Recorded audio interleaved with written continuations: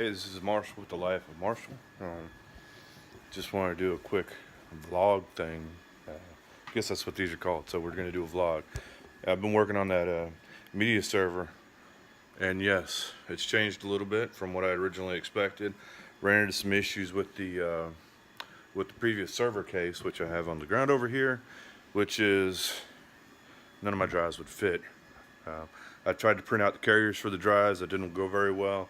So what I ended up doing was printing out these little jewels. You can see there, the little spacers that I printed out on the 3D printer. And those are to hold the drives in the 5 1/4 bays. And then I also printed out some sliders or drive rails.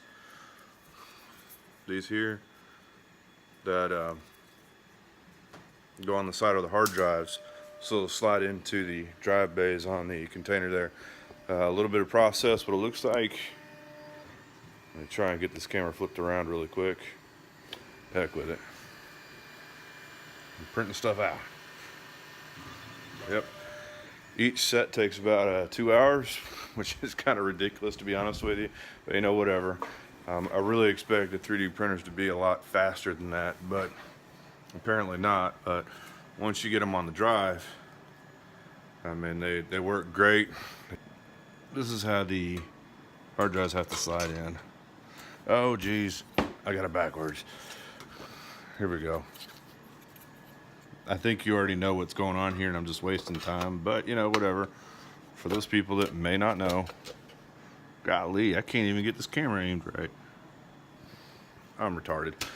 It's okay though, look. I can't even show it that way. There we go, that's a lot better. Drive goes in there based on the rails, as we call them, the drive rails. So that's how we're going to mount the rest of the drives. I've got 4 bays on this. I've got 2 bays on the other one for the regular 3 1/2 rail. So I got to print out a total of 6 of those sets, which are going to take about 12 hours. And then these big wide spacers that I was showing you just a second ago.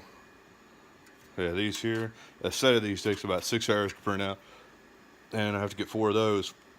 But we'll be up to 10 drives.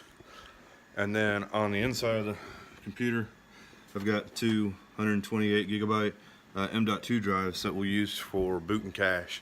So when we'll download them to that drive and do the processing on them. And then when we move the media files over, we'll just copy them from the SSDs, the M.2 SSDs, over to the spin disks, because they're just going to be a little bit faster. Not going to be considerably faster, but since they are SSD, we'll see some improvements. The other drives are spin disks, so there's going to be a little bit more time between read, write, and seeking. But overall, we should be good. But wanted to give you a quick update.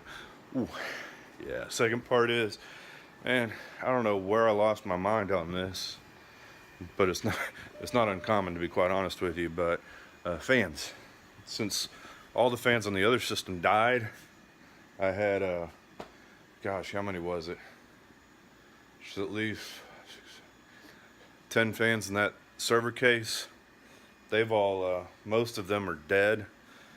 I don't know why. I've got 2 80mm fans left in there and 1 120mm fan.